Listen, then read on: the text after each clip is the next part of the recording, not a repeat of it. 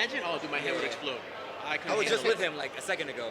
That's what's up, man. Yeah. He's got a big fight coming up. He does. With Brian Ortega. Ooh. Yeah, but I'm biased as hell. But Just a little bit, just a little Aljo's grappling though is so. I think he and Mozart probably got two of the best grappling. No doubt. Yeah, they're high level. You know what I mean? And that fight was so close. I don't. If Brian keeps it standing, it's gonna. You know what I mean? But the grappling aspect, obviously, I think Aljo's got that. You know, he just has it. You're a thick guy. How the hell did Aljo make 135? I don't know. I'm still wondering how he made 135. Like, he is a thick boy.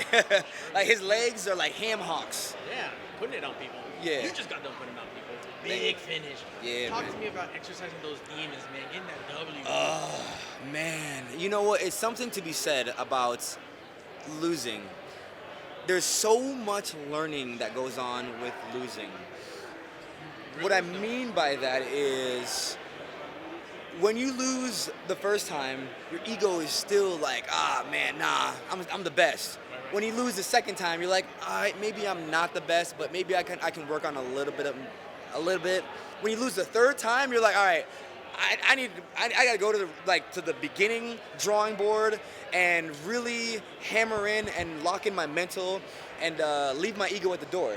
So I think, you know, losses really make you evolve into a man or a woman. Was it a full reset, like white belt mentality? You No. had to go to a dark place? What did you do? No, I just started being myself. Oh, that's You good. know, because I love that. because sometimes we always feel like we got to be this person, we got to be that person. You know, everyone wants to be the McGregor. You know what I'm saying? But it's like, I just want to be Ode Osbourne. Yeah, man, you know what? Yeah. Ode. Yeah, Ode, Ode, Ode, Ode, Ode. I gotta walk out to that song. That's gotta be. What is the fact that helps you the most when you learn from the losses? It's yourself, your training, your family. What is the fact that? I think everything plays a factor. You know, it's not one specific thing. I think coaches play a big factor, family plays a big factor, teammates play a big factor. So I think really dialing in and locking into what you need to do and making steps to accomplish what you need to do. You know, there's nothing wrong with making a list, a checklist, and making sure all your boxes are crossed. Those are the most important things you need to do. Now you come from a knockout. What's next for you?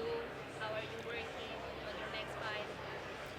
You know, I'm letting the UFC and God decide that one. I have no idea what's next for me. I really wanted to fight in Chicago because I came from Milwaukee, you know, and I could pack that place, and you know what I mean. But it's not gonna happen. So, like I said, the UFC and God's gonna decide that one. Okay, and how competitive you see now the division? Some new guys have come. You will recently have Kaya Sakura to fight for the title. Now there's Toja. Yeah. How competitive is it? It could go either way. Honestly, I think it's amazing that we have a 125er as the co-main event and a 125er as the co-co. You know what I mean? So the fact that they're seeing that flyweights are exciting is the most amazing thing, because back in the day, all they wanted was like heavyweights to knock each other out. But there was really not a lot of technique. So now the more the UFC evolves, the more the fans are getting the intricate details down. And they're like, oh, look at the way that guy moves his hips. Look at how his form is, you know what I mean? Whereas back in the day, it was like, get him a knockout. So I love it, man. I love being a exciting flyweight. Way back in the day, there wasn't even a 55 division. They did away with it for a little bit. Yeah, for And real. Now it's the main event of UFC. Yeah. What's up? And I love it, again, because I think that people need to know more about fighting and less about just two people getting in there and get into bar fights. It's less about the bar fight and more about the technique. And so, yeah. You can describe your style in 3 words. My style would be fun, explosive, and fast. What do you prefer the most? Knocking or finishing your opponent on the first round, or giving them First round knockouts all the way. I like to, live and die by the sword. I'm going to go in there and really try to knock all of my opponents out. And if I get knocked out trying to knock somebody out, then that's just the way it is. But I'm not ever going to go in there and try to, point fight somebody, because that's not what the fans want to see. You know, the fans want to see knockouts. Why are we here? This is a entertainment business. You know, we are here. Are you not entertained? You know what I'm saying? Fight and Ode is not Never. I've never been in a boring fight ever. I think the other person that Terrence McKinney actually, T-Rex, one of my favorite fighters, 26 fights, none of them gone the distance. Jaden actually posted that, so thank you, Jaden. You know a little about this co-main event? Give us a little insight. Give us a little of that co-main. I don't want you to give me a winner. Just give me that analysis. I feel that if Kai Car-France can keep the fight standing, he'll have a great chance. But if not, I think Pantoja will have his way with him on the ground. That's what's up, man. With John Jones retiring, giving up the throne, many a throne, especially the #1 ranking. Yeah. Who do you put in that #1 spot, or is it still kind of like a question mark? Honestly, I would love to see somebody like a Francis Ngannou come in and fight Aspinall, because who's gonna fight him? I don't know who will fight Aspinall. No one's lining up at the door. Yeah, like I'm saying now, a Francis Ngannou, now that's a fight. Now I'd pay for that one, you know. But yeah, man, John Jones retired. I think that was the best decision, you know, because if he goes out there and gets knocked out, the last thing he remembers for his legacy is that he was knocked out in his last fight ever.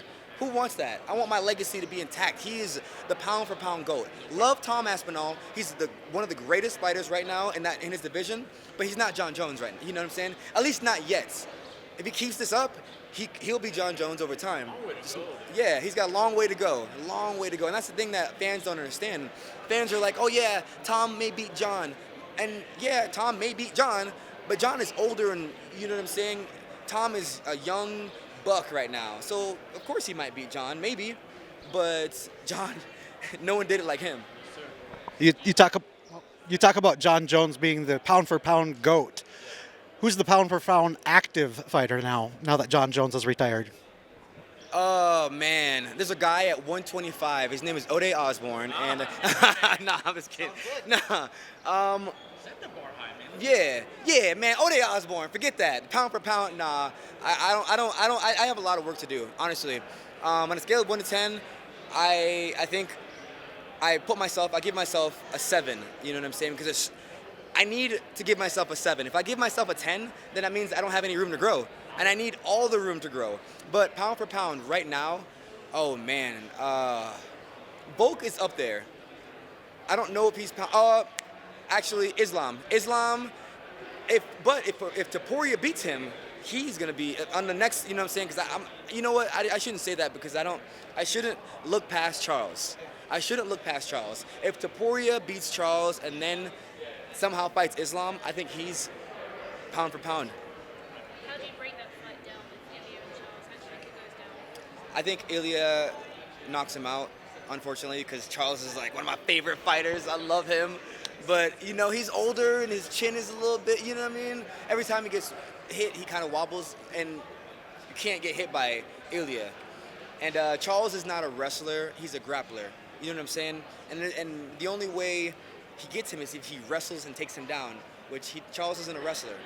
So I think Ilya all the way on that one. And what did you think of Islam's decision to go to welterweight? I think it's a great decision. I think we need change. I think we need more change. I think the sport can't ever have enough change. You know what I'm saying? Because every once in a while it gets dry and the same person, repetitive. Yeah, so it gives it a little bit more excitement.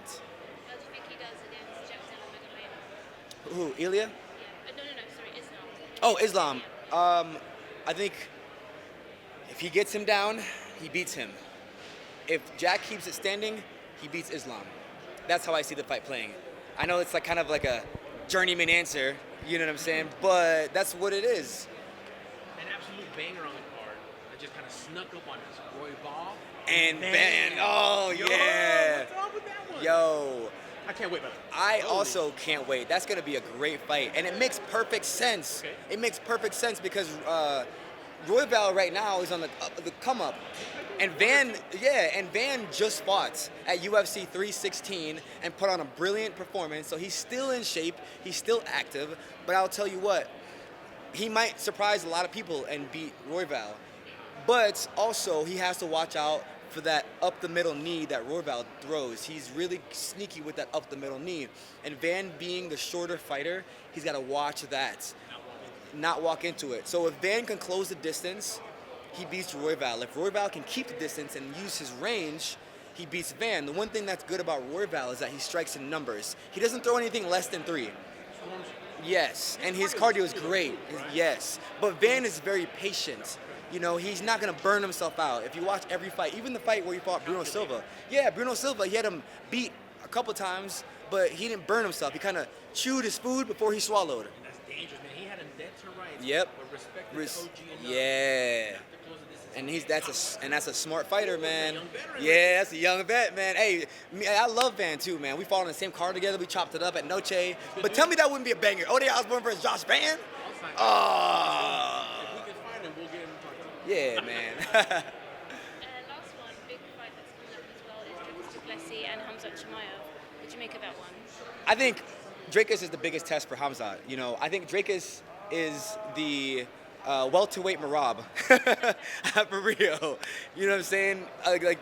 Just the way that he moves. Like Marab in a wrestling match probably isn't the greatest wrestler. Marab in a grappling match probably isn't the greatest grappler. Now in an MMA fight, he does everything so doggish. Same with Dracus. He's probably not the best striker in a kickboxing match or a wrestler in a wrestling match, but in an MMA match, he's a dog.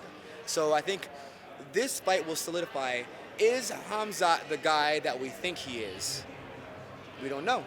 I think he is, you know what I'm saying? But we also don't know.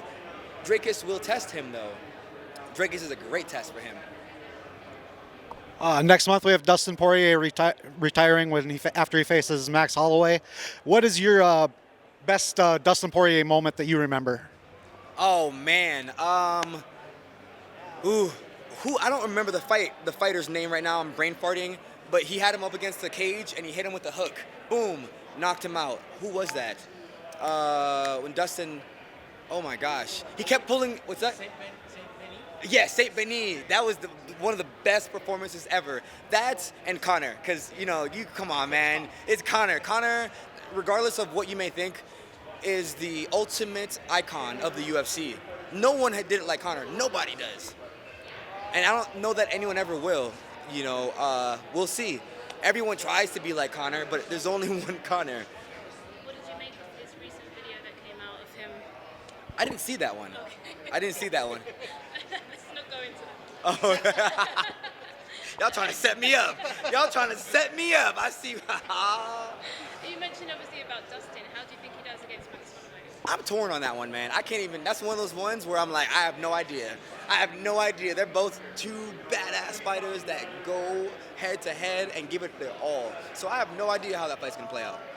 All I know is I would pay $300 to watch it. But there are a few questions about Yeah. this has to be the things that happens out of the octagon. What is the favorite thing or the first thing that you want to do after a fight? After a fight, I want to smoke one of my cigars, the Jamaican Sensation cigars. I actually have my own cigar, so that's probably what I'm gonna do. Because if cigars are like a championship thing, when you win something big, you earn yourself a cigar. You don't have to inhale. You just.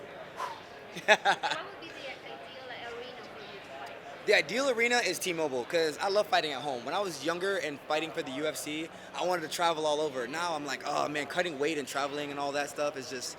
I'm a 25er, and it's hard to make 25.